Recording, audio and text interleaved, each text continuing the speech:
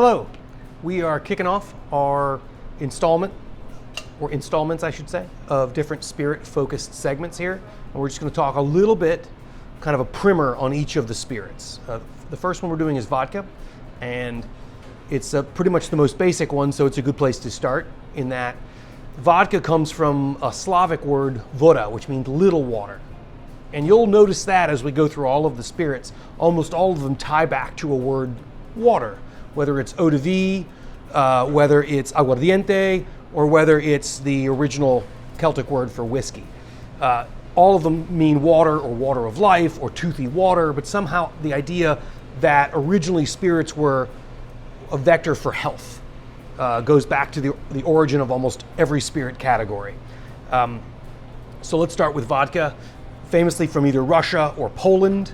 The Polish tended to make theirs out of potatoes.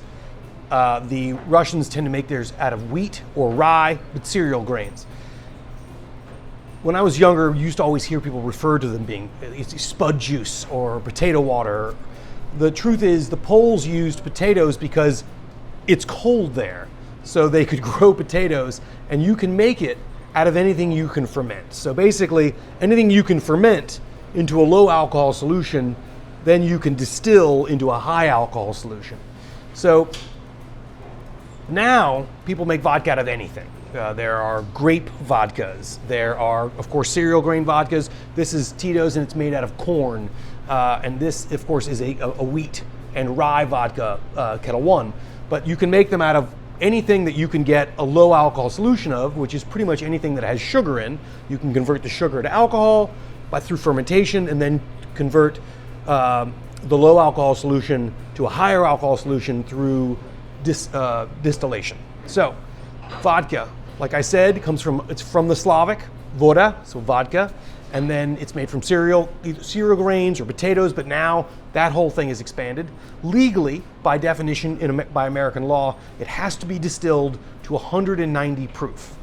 190 or 95% alcohol by volume, or ABV. We're going to continue to use the shorthand ABV as we go forward, which is just the percentage of ethanol in the overall solution. So they were originally distilled to 190 proof, and now both of these and almost all of the vodka you see is sold at 80 proof or 40% ABV or 40% alcohol by volume. So if this illegally had to be at one point in time 95% alcohol by volume, but it's sold at 40% alcohol by volume, of the 100% volume in the bottle, 55% of this bottle is distilled water added after distillation. So vodka, are they all the same? That's the slag you hear about vodka. They're all the same. Well, that's clearly not the case. They all taste a little different. But are those differences profound enough to overcome larger flavors in mixed cocktails? Most of the time the answer is no. Unless it's a bad vodka where it's like, oh, I'm tasting this, then, and we would never use that, of course, here, then yeah, you want to steer clear of that. But for the most part, unless you're drinking a very, very, very clean vodka martini, otherwise known as cold vodka in a glass, it's very hard to kind of differentiate the differences in the vodkas. And that's pretty much where we're going to leave it there. And vodka, and you'll see this is a good place to start because other things kind of build on this chassis of it's a clean distillate. It's also referred to, and I should definitely mention this, it's often referred to as a neutral spirit. Neutral meaning flavorless, odorless, colorless. Now, it's by law a flavorless, odorless, colorless spirit. That doesn't actually mean it has no flavor, because if you taste these two vodkas side by side, you will detect a difference. So we're not saying it has absolutely zero flavor, but they're also not hanging their hat on a flavor profile. They're not ginning it with juniper. They're not seasoning it in a barrel to give it that barrel flavor. They're leaving it neutral. So if you hear the phrase neutral spirit, you're usually referring to a vodka or just a spirit alcohol. And that's our vodka. How to serve vodka at Alley 26. How do we serve vodka at Alley 26? First, politely, enthusiastically. There are many reasons people order drinks. And we like to think, oh, they're always looking for this like really interesting flavor. And sometimes that's true, but often it's not. There's other reasons for ordering the food and drink we like to order. Some of it's nostalgia, and a lot of it's just comfort.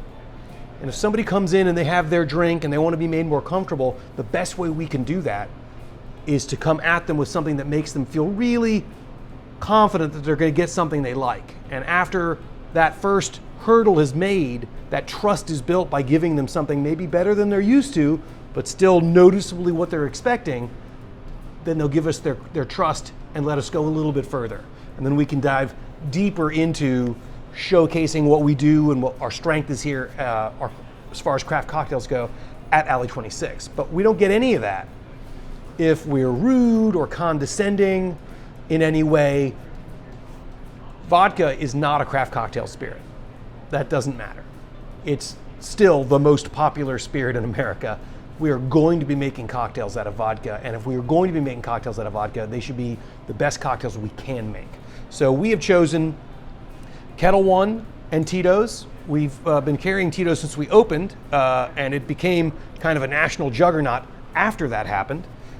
So we didn't jump on the bandwagon late. We were kind of already on it, because if you taste vodkas blindly, it does pretty well. Kettle One also, if you're just tasting the vodka by itself, it's clean, it's tasty. If you're a vodka lover, these are two brands that you should like. And speaking of which, more than almost any other category, vodka drinkers order by brand. They're, for the most part, not interested in specs. They don't want to know the ABV, well, because it's all 40 pretty much. They don't want to know, often they don't really care about what it's made of. Most vodka drinkers are specific to brand. They're very loyal to brand. And we're only going to have two, but at least it's two that they're almost all familiar with, and they're all ones that we can stand behind saying, yes, in their category, we believe in the quality level of both of these products. Vodkas are sold not by how much flavor they have, but how little flavor they have. How many times they're filtered, how many times they're distilled. So this one says award-winning vodka. This is, I think it says something about 6 times distilled. This guy is distilled at the family. It's going to say distilling for 11 generations, and they list you all the people. And they also advertise, I'm sorry they don't print it on the label, but they also advertise with how many times distilled, how pure it is, how clean the flavor is. So when we're making cocktails with them, we understand that generally speaking, unless we're doing just a stirred, extra dry vodka martini, the vodka is there to make our customer feel comfortable. It's not really there to add some big flavor element, but it's there to make them feel like, okay, I understand this drink. It's a vodka cocktail. I like vodka. That's great. If it's going to help us get that much closer to earning the trust of our customer, then it's a useful building block toward getting them into interesting cocktails.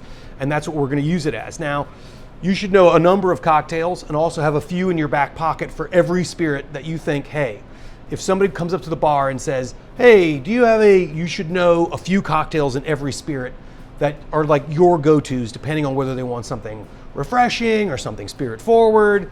So for vodka, you certainly want to know how we make our vodka martinis. If somebody just orders a vodka martini here, a dry vodka martini, our favorite way to do it here is literally just vodka, 2.5 ounces of vodka, shaken hard, double strained with a twist. You're never going to taste the vodka more clearly in a vodka martini than how I just described it. We omit the vermouth completely because, as it turns out, that's not what vodka martini drinkers really want anyway. A dry vodka martini drinker, don't put a little vermouth in there because there's supposed to be vermouth in the martini. They don't want it. Routinely, if you make a vodka martini for a dry vodka martini drinker with just vodka and a twist, they're going to tell you, this is the best martini I've ever had. Great. That's what they want. We're going to try to please them.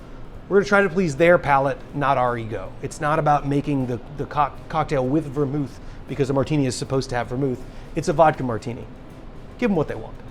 Likewise, Cosmopolitan, you should know our specs for. Mr. 404, there are certain ones in the vodka realm there that you're really going to want to know and have in your back pocket that are definite crowd pleasers. And you're going to want to know how we make them, because we make them by our recipe, always the same way. That's a little bit on vodka.